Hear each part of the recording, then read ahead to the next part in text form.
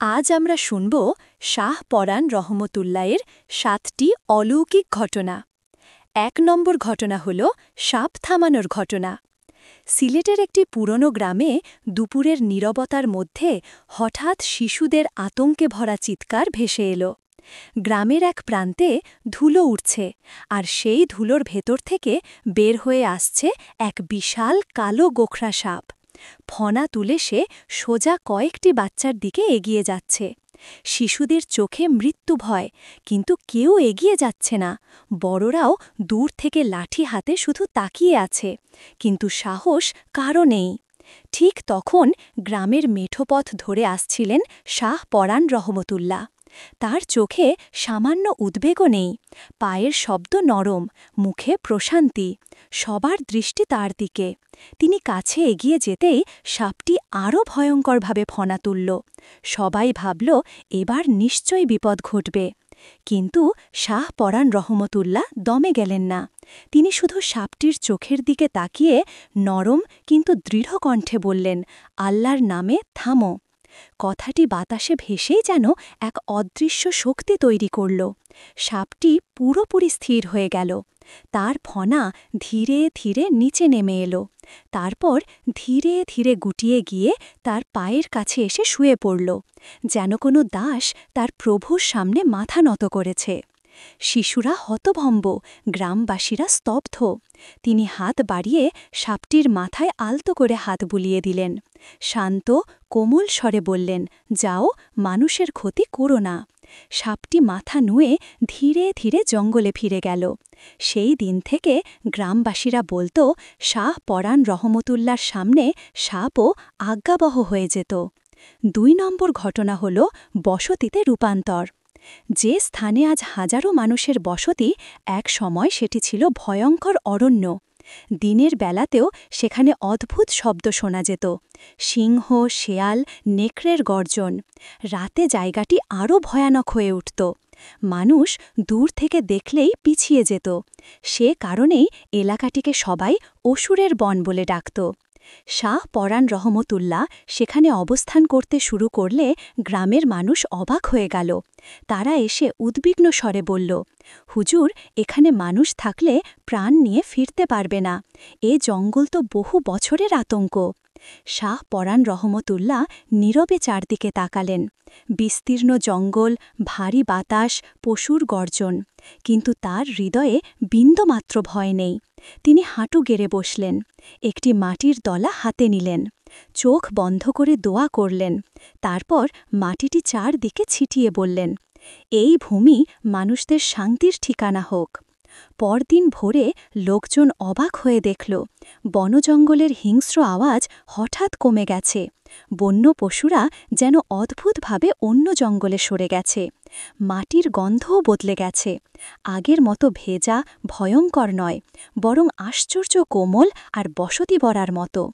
মানুষরা জায়গাটি পরিষ্কার করতে করতে একসময় বলতে শুরু করল, এটা জঙ্গল নয়, আল্লাহর রহমতে বদলে যাওয়া এক নতুন ভূমি।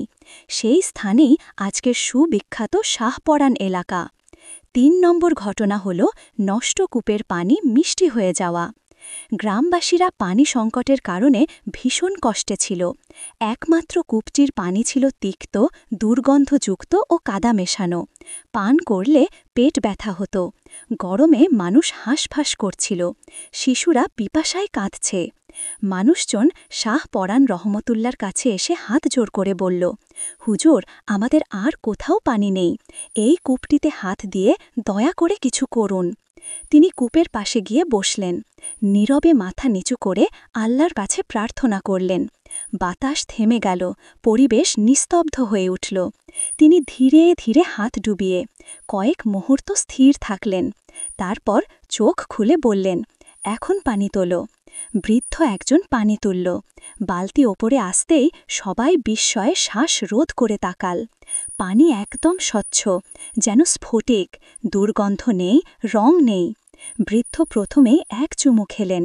তার চোখে জল এসে গেল। হুজুর, এ তো ঝর্ণার মিষ্টি পানি।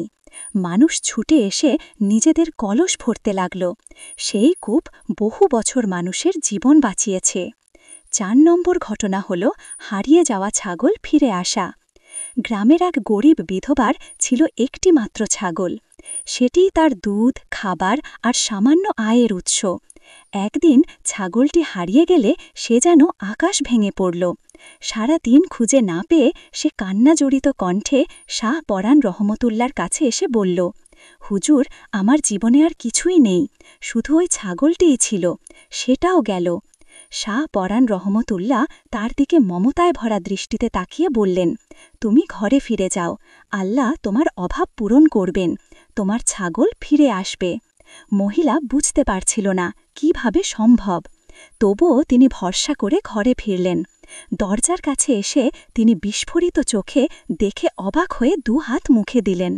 ছাগলটি দরজার সামনে দাঁড়িয়ে আছে, তার চোখে ভয়ের ছাপ নেই, যেন কোথাও যায়নি।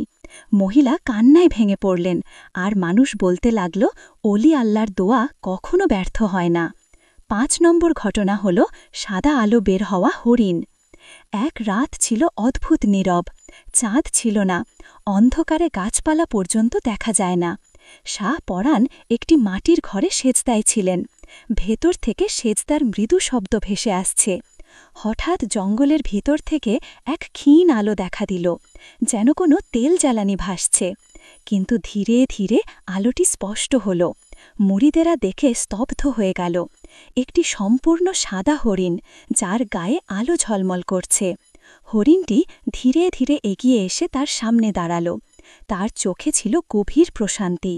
হরিণটি কিছুক্ষণ স্থির দাঁড়িয়ে থেকে মাথা নত করল, যেন সালাম দিল। তারপর ধীরে ধীরে পিছিয়ে গেল এবং গাছের মধ্যে ঢুকে আলোসহ মিলিয়ে গেল। মুরিদেরা বলতো, ওটা দুনিয়ার প্রাণী ছিল না, সেটা ছিল আল্লাহর এক রহমতের নিদর্শন, যা অলিদের সামনে প্রকাশ পায়। 6 নম্বর ঘটনা হল শিশু বয়সে নূরের প্রকাশ। যখন শাহ পরাণ শিশু ছিলেন, তাকে নিয়ে আসা হল শাহ জালাল রহমতুল্লাহের কাছে। শিশুর দেহে অদ্ভুত প্রশান্তি, চোখে গভীর এক আলো। শাহ জালাল রহমতুল্লাহ শিশুর দিকে তাকিয়েই থেমে গেলেন। কিছুক্ষণ পর তিনি বললেন, এ বালকের অন্তরে নূর প্রবাহিত, একদিন বহু মানুষ হেদায়াত পাবে তার হাত ধরে।